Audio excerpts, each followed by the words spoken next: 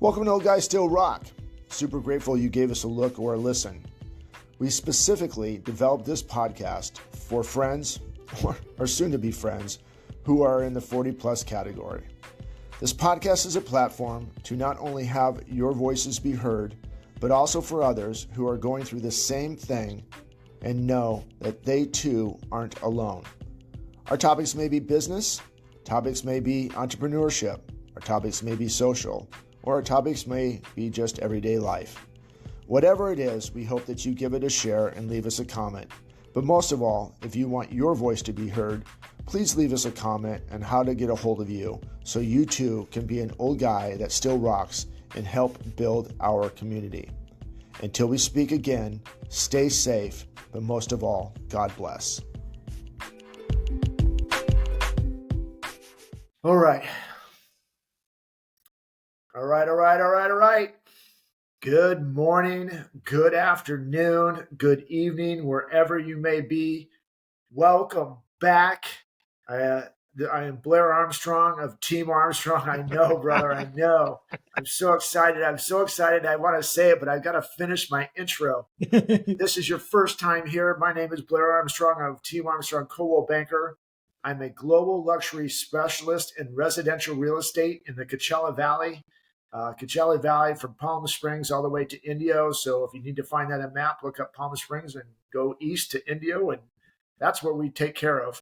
Also a global luxury ambassador, which means is we kind of carry that flag for global luxury real estate of Coldwell Banker through the state of California.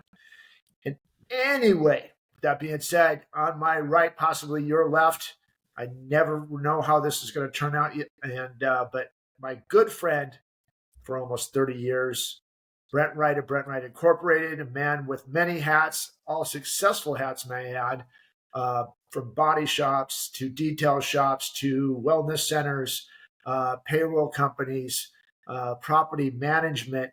The list keeps going on. Again, but this is not something that happened overnight with him. This is a course of, again, 30 plus years of building, some failures, some successes, but building on that foundation. So when we talk about business and we share experiences, this is not coming from someplace, oh, this guy doesn't know where we're coming from. We're coming from a place of knowledge and wisdom that we learn every day. So welcome, brother. How is the world of Eugene, Oregon? I almost said California. I'm just so excited because it's episode number. What number is it? 60. Yeah. And if I could get some really cool stuff, it's going to be super loud. I don't know if you can hear that or not. I heard a buzzing noise.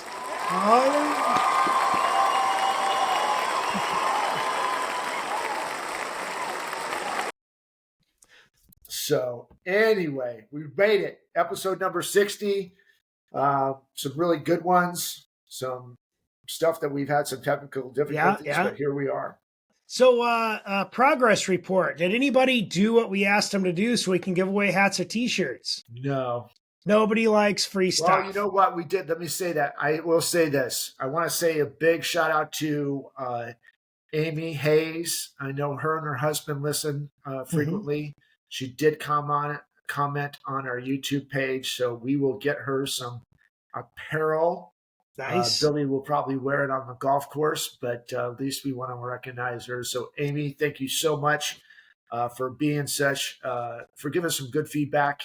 I know that you guys really enjoy it, and it's a little bit different, but thank you for your comments, and keep those comments coming. That's how we keep running the show. So I spent the weekend with the Vanderlindens, Kyle and Melissa. If you guys listen to this, thank you very much for support. What a beautiful, beautiful weekend spent with friends and family. Vanderlindens are what I consider my, brothers from another mother, family. And yeah, it was an awesome weekend to see Kyle, 2.5 years, finished his new house, to see the efforts and rewards of his sacrifice and his family sacrifice. They lived in a fifth wheel for 2.5 years. God bless you, Melissa, and the kids for tolerating that. it wasn't a horrible fifth wheel, but I mean, it was a brand new fifth wheel. It wasn't like this, Right. 1970s fifth wheel, but yeah, still a fifth wheel while you're raising children and pregnant with their third child, which is coming in a month. And so, man, what a tremendous blessing to be with a fellow entrepreneur, a fellow go make a damn difference follower, if you will. Just tremendous. It's amazing to watch.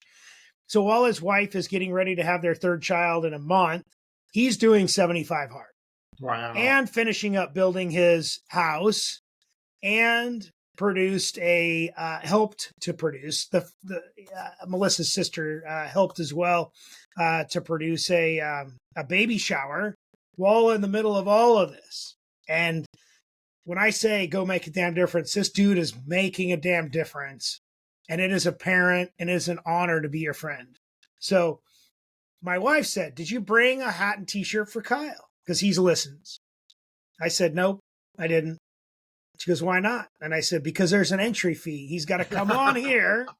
He's got to come on here and we have to Yeah. chat and we have to get his feedback on all of the things that have happened to him in the last 2.5 years. And up to the point of him and his brother buying the business from the dad. I got to meet the dad.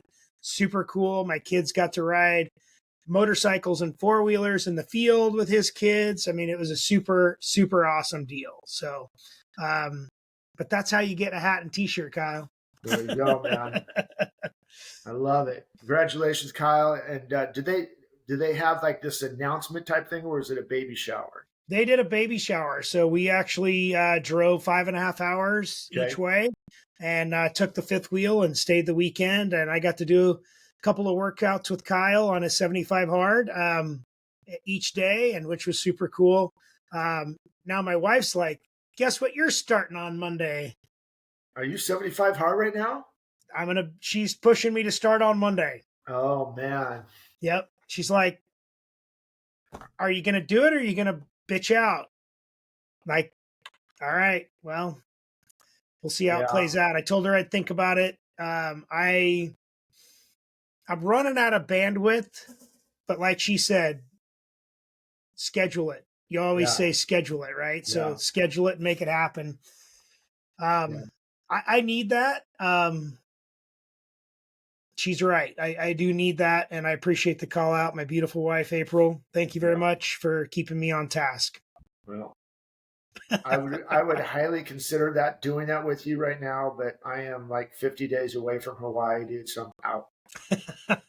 So her deal is if I start on Monday, we would finish the day before her surgery. Okay. And so that's kind of her thought process. And so yeah, kind of thinking about it. Kind of thinking I might bitch out, but I'm gonna I know what you did. I mean, it's, I like accomplished it. And people ask me, you want to do it? And I always think about doing it. And I had an opportune time to do it. Um, I think I just bitched out on it. So well, anyway, Kyle challenged me and I didn't follow him, but man, having to do 2 workouts a day with him over the weekend was hugely rewarding. Just not right. only the camaraderie of us talking and working out. I mean, like Kyle said, um, it was the shortest 45-minute workout that he's done the whole time on 75 hard because we were there together and Yeah. we, camaraderie and accountability, and it was a great time. And I think that I need that structure in my life to be able to be successful. Hmm. And I did it in a time where we didn't have time last time and we made time. And so I think my wife's right, but I don't Yeah. know I what's think, holding me you back. kind of, you said some stuff there that was very cool because it does shorten that time span. We've talked about this in different episodes as well, but, kind of live in that silo, trying to do 75 hard is it gets a little bit daunting when you're the only one in it and everyone's like, why are you doing this? And taking your time, and it's super hard. But if you have somebody else to do it with, I think it would be a little bit easier. Yeah. Andy says if you can do it with a husband or husband, wife, or a spouse, boyfriend, girlfriend, whatever, it does make it easier because you guys are on the same page, relating on what you're going through. Mm-hmm. We have two people here. I actually have a client friend, Betsy Meyer. So if you're watching this episode, which you watch a lot, I know that you comment back on here. She's knee deep in it. I want to say she's probably real close to day 50, Oh, good job. somewhere around That's where it there. starts to hurt. Right. Just got done having to go to Sun River for her husband's birthday weekend. And they like to celebrate, which is great. And I think that's great. So it's a hard one being in that atmosphere and being the odd man out or odd woman out, if you may. And then our membership manager here at Ironwood Country Club, she is about 15 days, maybe 20 days into 75 hard, and this is her second time through. Now she's in Mexico. Wow. Her mom, her mom actually. So Krista, if you're watching this, I'm not putting you under the bus. Her mom's like, so you're really not drinking while you're here? And it's so funny. That seems to be the crutch behind 75 hard so much. Is like, so you're really not drinking. Like, it's so weird. And like, I can go weeks, a month without alcohol, and it's just not that big a deal. But all of a sudden, when you're on 75 hard, it's this cumbersome for other people, which I find very strange that it's cumbersome for other people when it's actually it's no super different hard for than the when person going through it. Yeah. Especially when you like to celebrate, have a cocktail, tequila, vodka, whatever, a mimosa, beer. It's hard to say no when you're kind of in that life. So to make it cumbersome for other people, I always found that was a strange word. Like, so when I quit drinking 7 years ago, my whole friend group changed because everything cycles around alcohol. Mm-hmm. And if you look at probably one of the most successful industries in the world, during good times, bad times, down times, economic strife, pick something, war, everything. The one thing that's consistent, alcohol. Yeah. One of the largest industries during Prohibition was alcohol. Yeah. I mean, that's how the mob was created, right? So it's it's funny. We had another conversation today. Eventually, guys, we're going to get on topic here, so bear with us while we're sharing just some stuff like this. But I think that's going to be a little bit relatable. So we're talking about 75 hard. It's not it is a mental health program. I really think that's what it's really about. Yeah. You can check it out. I know there's some naysayers, but it's probably one of the most successful programs that I've ever been on mentally. Just keeps you in check. Look up 75 hard, not 75 easy. We're actually talking about the one that's hard. Yeah. I will, this just pops in my mind, but it's like the 10 commandments for mental health. 10 commandments for mental health. That's what I'm going to call it because it just keeps you in check. It's something in front of your face. But anyway, going back to the alcohol thing that I was talking about, I was talking to a friend of mine the other day, and sometimes they were talking about a friend in their relationship. Sometimes when you have this massive purpose or identity and that is taken away, maybe, or you're in the limelight, right? People are reaching out to you, calling you for different things and doing this and this and this. And all of a sudden that limelight goes out or that purpose has been taken away. You feel lost. Yeah. And that's where a lot of the stuff with drugs, alcoholism, and I know that you guys know this, but if you see somebody, it's like, God, man, they're drinking a lot or started taking drugs or becoming really inept. Ask yourself if somewhere along the line they've lost their identity. And we went back this. You can go back and check about your episodes. I wish I had the number in my head. We're not sooner or later. I'm just going to literally have all the episodes down on the side. So I'm like, go to episode number 47 and we'll talk about this. But, losing your identity also comes with can help or accentuate losing your purpose. And that's where they're at right now. And so you kind of just mask that because this is where I can feel good. Hmm. and it's filling that void. And there's other ways of doing that, but it's a whole nother subject. It's actually in one of our past episodes. So go down to our YouTube page, which is Old Guys Still Rock, and look up identity. It's in there somewhere. What's your identity? I can't remember the name of it. Maybe we'll put it in comments. But anyway, that seems to be the case. So if you're seeing somebody in your life, maybe it's you, whatever, that's struggling with that, definitely watch the episode because I think that'll come out with it. But really, what I wanted to talk to you about today, brother, I have over the last couple weeks since the uh, assassination attempt on our president. Um, Obviously, I think that has sparked another fuse. Obviously, we have some craziness going on with our administration and our current president right now. Uh, Well, there's I have come craziness to a all over the world. I mean, we have, it's really, yeah. I mean, it's a ripple right? effect that Pick we're something. really talking about here. I think you're right on in that. Yeah. Is that it has a ripple effect all over the world? Kind of what we're seeing. Gosh darn, we just had intercept. The Chinese and the Russians yesterday up in Hmm. Alaska, uh, just to protest on our capital yesterday. There's just all of this stuff going on right now. Yeah. And over the last couple of days, I've definitely gone down the rabbit hole, and I'm finding myself getting upset. And I said this to my wife yesterday, and I go, I talked about this a couple of months ago. I always felt like there was going to be a civil war. And in my mind, I go back to when we had our last civil war, when it was North against South and fighting and killing and just, all this stuff. And I Hmm. realized once I'm sitting here thinking about this, I'm like, we are in a civil war. Now, instead of using guns, we are using social media. We are using words. News. We're using segregation. In this, we're using racism on both sides. And so I was finding myself like, God, how do you people think like this? Why are you doing this? Da da da. And I find myself, I'm getting baited into conversations because we talked about this too. Is there are people that are creating memes literally in a room, and I think I almost want to say that I saved this thing. I'll put it up there, and I'll put it up on here. So when we're Is it talking the about one where this, like they're sitting all at desks just yeah. creating stuff on phones? Yeah. So I'm going to put this in there. So when we small edit this, there will be a picture on here. So, but there's people literally sitting in a room creating memes, and I just close that out. Say no, Siri. Say no, sir.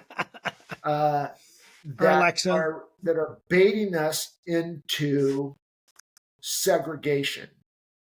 And when we talked about Divisive culture. segregation years and years and years ago, it was black against white. Now it doesn't matter what type of what color, if you're white, black, Mexican, whatever, Chinese, Israeli, Palestinian, whatever. Those things are meant to go ahead and bait us into hatred, into conversations. And then we sit there and we're keyboard warriors. And Yeah. again, as I'm calling myself out, I'm like, God darn it, I'm getting baited into this, and it just makes me so mad. And calling out, white Christianity, nationalist type of stuff. I'm like, dude, what are we doing? What are we doing? So when I talk to you about this, man, Yeah. um, you kind of reeled me in. You're like, dude, how are you going to control that? And I'm like, in my mind, I'm like, well, I'm going to control it because I'm going to tell them they're freaking wrong. Yeah. But are they? It's their thought. We got free will. Hmm. So you reel me back in. So I give you the platform. Yeah. You corrected me again from like wanting to, Well, it's Therapy mentally punch people Thursdays. in the face. It's Therapy Thursdays. That's what we do for each other, right? So, yeah, and I just wanted to bring it into a positive light. Control the controllables.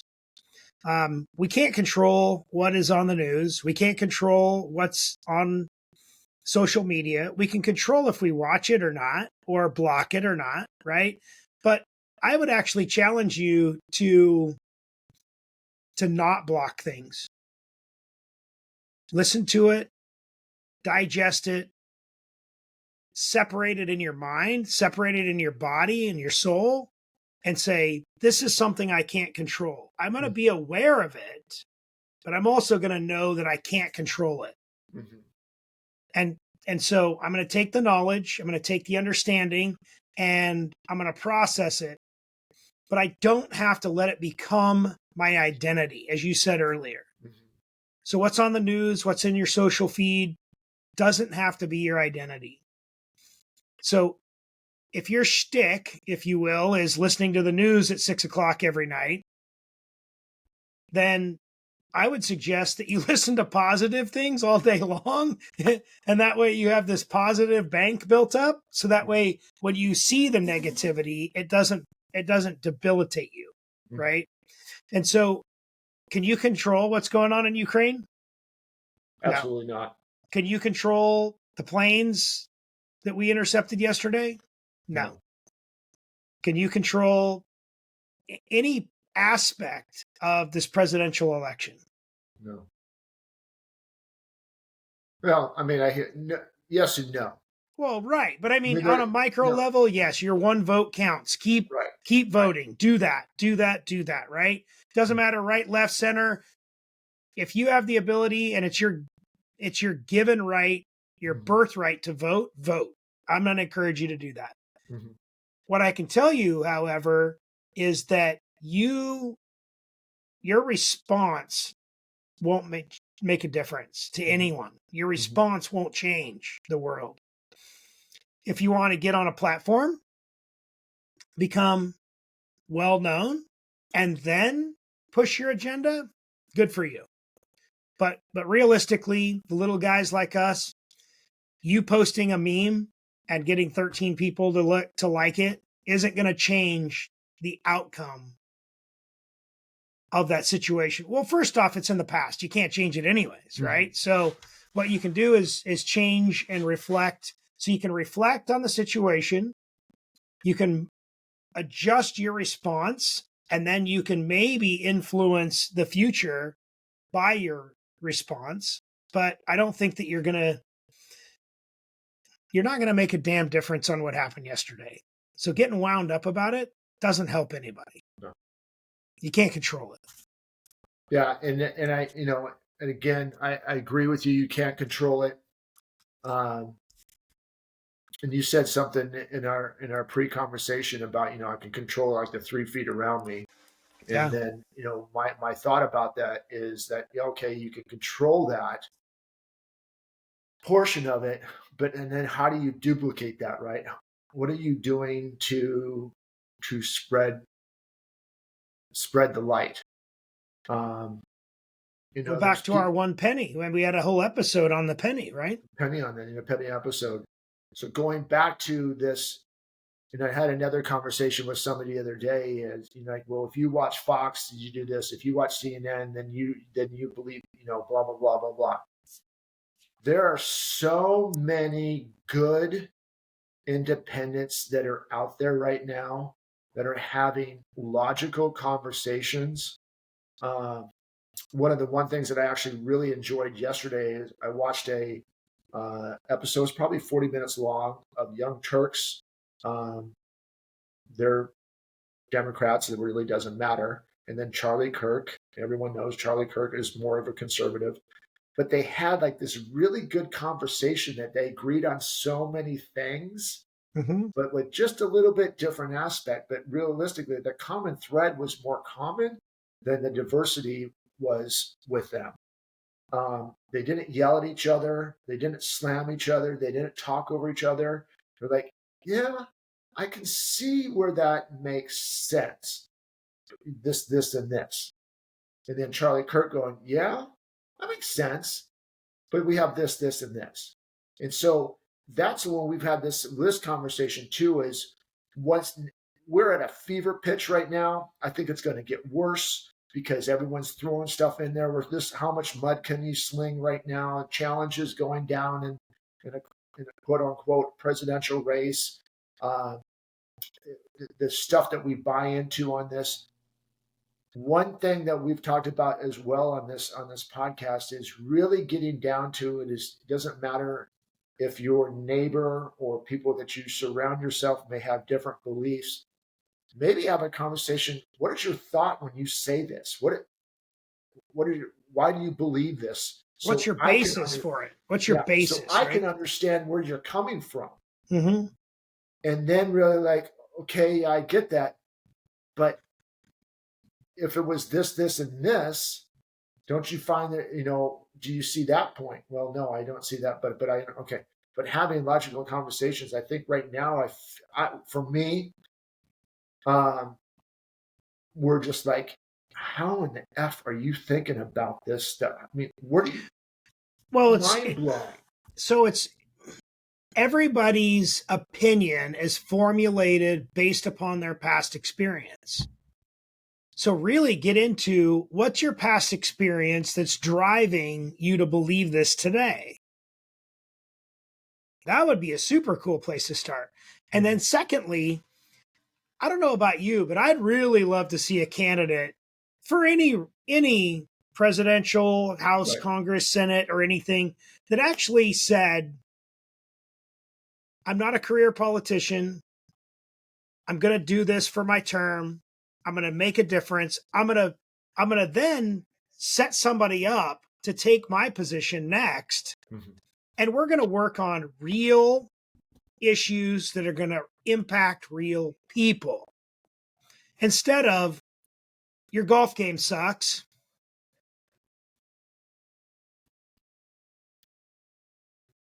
If you and I were having a conversation and the whole basis of why you and I didn't see eye to eye was that I said your golf game sucked, Blair, like if you heard that in any other instance, you'd be like, why are we talking about my golf? I don't get this. Like, this doesn't make any sense. I don't know. I just, again, back to it's not the right, it's not the left, it's not the center. It's about what are you doing to change the world in a positive way. Mm-hmm. And back to our control your controllables. Can we control the debate? No. So why are we so worried about it? Why does everybody tune in to things that don't really make a damn difference? Yeah. Yeah, and I want to go back. Just what he kind of said something too is how you, in a nutshell, you got to go back a couple minutes, and I'm not going to use it word for word, but I wrote down some stuff that triggered in my mind how you're making people better, right? Mm-hmm. So our head greenskeeper here, Nate. Um, we have a golf course here. We have one of the probably nicest golf courses, probably top 15 in the world, in my opinion. And we have a U.S. Open qualifier here for you golf heads at Ironwood Country Club. That's not the point. Is I'm literally looking at it right now. We are in the heat of summer in July, 115 to 120 degrees every day, and the course is in immaculate shape. Immaculate shape. But the point I'm trying to make on that is this guy, he was talking about, hey, Nate, man, the course looks awesome. You should have freaking hot spots all over. The green should look like crap and everything like this, where I'm seeing other golf courses are at. He's like, yeah, it's just a lot of work. He goes, unfortunately, we just lost our South course maintenance guy. Man, how do you do that? He's like, I'm ready. Well, we've already got one to take over his place. And I'm like, that's a really cool thought. He's constantly getting guys 2 and 3 deep ready. So when the next guy gets to a certain point that he's going to go be a head greenskeeper someplace else, the next guy's ready. So he's constantly building that culture constantly all the time. And that's what I really, going back to Brett says, is how are you making adjustments to like, okay, I'm going to go and coach down and I'm also going to coach up, right? I want someone to be better than me. Andy says this all the time. Frisella says this all the time. John Maxwell says this. Like, how are you coaching someone to be better than you? Nick Saban does it all the time. He's got a coaching staff that he's produced so many head coaches, guys coming on staff, and they go on and win national championships or beat them. But he's cultivating guys that are going to be better than him or possibly beat him. And you're like, why would you do that? Well, That's the purpose, right? Well, it's no different than with our kids, right? So the most successful situation that you could ever imagine is that your kid does better than you. You want to set them up. You don't want them to have the things holding them back that held you back and stuff like that. Talking to my son the other night, I said, do you know why I'm constantly talking to you about controlling your emotions? Now he's 7. Okay. So he's an emotional roller coaster and a little bit of a train wreck from time to time. So, he's just excitable. He's high energy. I mean, the kid can do 16 front handed pull ups and he's 7, right? So apply that to every situation that he's just a bull in a china shop. Mm-hmm. Right. And so he's like, because you love me. And I'm like, I do. And that's a good reason. But the main reason is because I didn't learn how to do that until I was almost 40 years old. Could you imagine how successful I would have been, son, if I would have learned at 7 how to control my emotions and how to control my responses? Mm-hmm. And he's like, he gets a little teary. He's like, you're the best daddo ever. And he gives me a hug. Now, we got a lot of work to do because he still can't control his emotions. And I struggle with it every day as well. But I'm controlling the things I can control. Mm-hmm.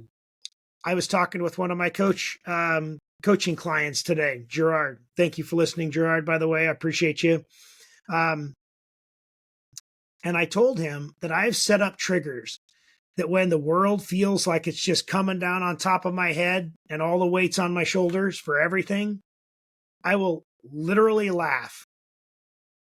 Last week we had hot water heater blew in our upstairs, up in our attic above the shop, and flooded 2 offices. Probably $30,000-$40,000 worth of stuff lost. I just laughed. I literally forced myself to laugh out loud. So that way I don't get upset. I don't start thinking about the loss. I'm not frustrated with the pipe that burst or the hot water heater that burst or whatever Mm-hmm. it was. Mm-hmm. What do you do? What can you do? It's in the past. I can't control what happened in the middle of the night. It literally burst in the middle of the night and we had 4 inches of water in the shop. This is a 1996 building. What could I control? Yeah. What I can control is my response. Mm-hmm. My response to my employees was, well, we've been thinking about organizing these 2 rooms for a while. We just didn't make it a priority. The universe just made it a priority for us. And I forced myself to laugh. And that's a good way to look at it, Steph. I mean, there's so many things. I mean, guys, everyone that's watching this episode, there's just so many different golden nuggets that are coming across here of again, controlling different emotions, controlling the way that you interact with people, control what you watch. That could either be from social media, a big problem with men. That's always an ongoing problem, especially with the easiest it uses is porn. That's a controllable that you can control. And but really, what I stuck on your mind when you were talking about your son and learning so much stuff of wisdom, and I put on my Facebook and Instagram. I sent this to you last night. Of my nephew wrote a poem about Lahaina and the fires, and I'm working very diligently to get him on here because not only did this guy go through 4 years of COVID in a very suppressed state, I will just say that they came out of COVID really, really, really late, homeschooling and all these different things, and people are not understanding the effects that that's putting on our youth. But he also was caught. He was separated from his family for 48 hours. And I'm not going to tell all this story about it because I really want him to come on and share his experience of what it's really been like the last 6 years for him over there. But was separated in there from his family because he was caught. His house is here, and whatever. I can't really show it on this camera, but he couldn't get it. He couldn't get across.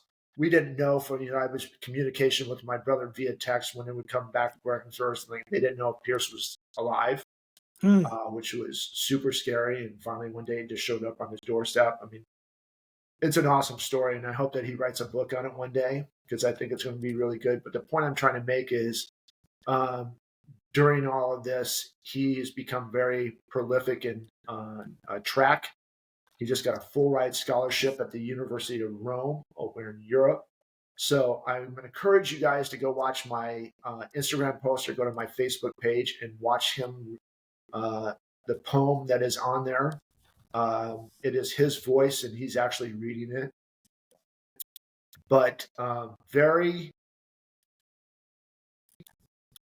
even though that there's like a little bit of, maybe some sadness within it when he's expressing this thing, he's taking a leadership position going over to the University of Rome to not only obviously run track, but gain knowledge for life. So when he comes back to Lahaina, that he is going to be, he's going to go make a damn difference. I think that's what I'm trying to say. Good. And so it's, as I said, I am working very hard to get him on here. His dad's Kelly Armstrong, who was on our episode a while back, and he's making a damn difference over in Lahaina, running, doing very well over there, making a difference in there. Not a career politician, but has had enough, and changes. But he's controlling the controllables. I guess that's what I'm really long-winded trying to go. Is controlling that he can control, and that is what his knowledge, his wisdom. How is he going to share it? How is he going to duplicate it? How is he going to enhance somebody else's life? Maybe it's a local. And you and I always say, man, if we just get one, if we could just get one, we'll duplicate it. So, Pierce Armstrong, if you're watching this, keep doing what you're doing, brother. It's such a great thing, and we'll know that you make a damn difference in Lahaina real quick. So, yeah. So anyway, man, we are Joe Rogan-esque. I saw you looking at the clock. Yeah. I know what your mind is thinking after 30 years. So anyways, man, final thoughts for you. So I'm really excited to see, I had a father come in, customer, and was talking about his son, his 12-year-old. His 12-year-old is eating massive amounts of protein. He's lifting every day. They have basically a small little home gym at home, and he's going out and he's picking up rocks, huge rocks out in the driveway, and tossing them instead of having, because he doesn't have a weighted ball or anything like that. Like, I'm seeing the youth of today making a damn difference, ignoring all of the inputs. I shouldn't say ignoring, maybe filtering all of the inputs that are coming at them. And they're really, for lack of a better word, struggling because they're not getting leadership from us. So I think we could do a better job of leading and showing, because they have a lot more knowledge and understanding than we did. They have a lot more ability for inputs. The world's a smaller place with the cell phone and all the, I mean, could you imagine? This is 100 times faster than the computer we had when we were 12. Yeah. 100 times. And 1,000,000 times more storage. That's not even an exaggeration. 1,000,000 times. We had access to a 512 megabyte large floppy, right? I have 2 terabytes of storage on my phone, right? And so these kids have more input than we've ever had. And they're choosing to control the things they can control. They're controlling their input to their body. They're controlling their input to their food. They're controlling their input and outputs to make a difference for themselves at 12 years old. I think we, as 40, 50, 60-year-olds, need to do a better job of leading others and being a better example. instead of getting wound up about what's on the news, instead of getting wound up about what's on social, go lift with that kid. Dude, that's so good, man. And I think, I'm actually going to go have lunch with my niece today, and not by blood. We've been adopted aunt and uncle. Mm-hmm. But anyway, I think that's spot on too. Is one thing that I'm slowly realizing, and that's really hit home, obviously, with Pierce's poem last night, and then our conversations with our nieces again, or whatever, it doesn't matter. They lost a lot of leadership in the last 6 years of their life. They are slowly realizing they've been lied to, or I wouldn't say lied to. They were giving misinformation. I'll change that thought. And they're looking for someone for something for guidance. Mm-hmm. And what really is, again, this is a process for me.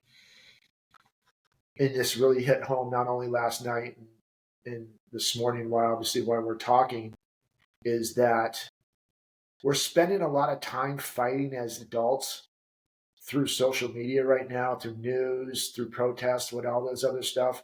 Obviously, it's very evident in what we saw at the nation's capital today. There was a lot of young people in there looking for some sort of guidance and getting different information. So saving that one, basically what you're saying, and two is, trying to find something is start investing into your kids. And if you don't have kids, maybe be an adopted aunt or uncle, big brothers, big sisters, fellowship of Christian athletes, young youth. The list goes on and on and on and on and on of what you can do. But these guys are really, really, really thirsty for leadership right now. So that is something that I'm going to try to concentrate over the next couple of weeks, is start investing not only to my own kids, which I falter at right now because of business and we're trying to do whatever. So take what Brent said and really think about how that you can take all the knowledge that you have, all the bumps, all the wins, all the losses that you had, and invest it into someone that is younger than you to help them become better than you.